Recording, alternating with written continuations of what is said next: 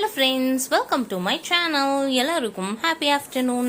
So இன்னைக்கு promo நல்லா தான் இருந்துச்சு. உங்களுக்கு எப்படி பிடிச்சிருந்துச்சின்னு சொல்லி கீழே கமெண்ட் பண்ணுங்க. எனக்கு என்னன்னா, என்ன வேணாலும் பண்ணுங்க, வீக்கா பக்கம் வராதிங்க. பட் ஸ்டில் இது இன்ட்ரெஸ்டிங்காக தான் இருக்கும்னு நான் நினைக்கிறேன். ஏன்னா என்ன அனல் பறக்கும் அப்படின்னு போட்டிருக்காங்க.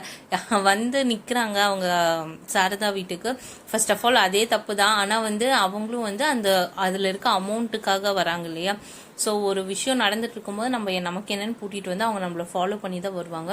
ஸோ அது குட் ஒன். ஆனால் விஜய் விஜய் வீட்டுக்கு கூட்டு போகும்போது அங்கே கார்ல வரவங்களுக்கு முன்னாடியே நின்னாங்க பார்த்தீங்களா, அதுதான் செம்மையா இருந்துச்சு.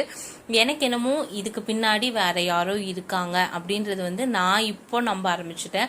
இது என்ன சொல்றது, இது உண்மையான ஸ்டோரியா ஃபேக்கா அப்படின்னு சொல்லி வீக்கா கண்டுபிடிக்கிற மாதிரி தான் பிளாட் வரும். ஸோ இன்னும் நல்லா பரபரப்பா இன்ட்ரெஸ்டிங்கா போகும்னு நான் எக்ஸ்பெக்ட் பண்றேன். எனக்கு இப்போ நிஜமாலுமே டவுட்டா இருக்கு. ஏன்னா அவங்க ஃபர்ஸ்ட் சொன்னாங்க சென்னையில நீங்க எங்க இருக்கீங்கன்னு தெரியாதுன்னு. இப்போ டக்குன்னு வராங்கன்னா யாரோ பின்னாடி கைட் பண்றாங்க. எனக்கு இதுக்கு பின்னாடி யாரோ இருக்காங்கன்னு தோணுது. உங்களுக்கு என்ன தோணுதுன்னு சொல்லி கீழே கமெண்ட் பண்ணுங்க. அண்ட் இது கொஞ்சம் நல்ல இன்ட்ரெஸ்டிங்கா வீக்காவோட இதுவுமே ரொம்ப ஸ்ட்ராங்கா பில்டாக இருக்கும். நல்லா ஒரு பிளாட்டா இருக்கும்னு நினைக்கிறேன். இன்னொன்று எனக்கு பழைய விஜய் தான் வேணும், சஃபஸ்டிகேட்டட் ரிச் ரவுடி தான் வேணும். ஏன்னா அந்த கிருஷ்ணன் மூஞ்சிய பார்த்தாலே வெறியாகுது. ஏன்னு தெரியல, செம்ம ஆட்டிடியூடா காட்டுறாங்க அவனை. அது பார்த்தா கொஞ்சம் கடுப்பாகுது.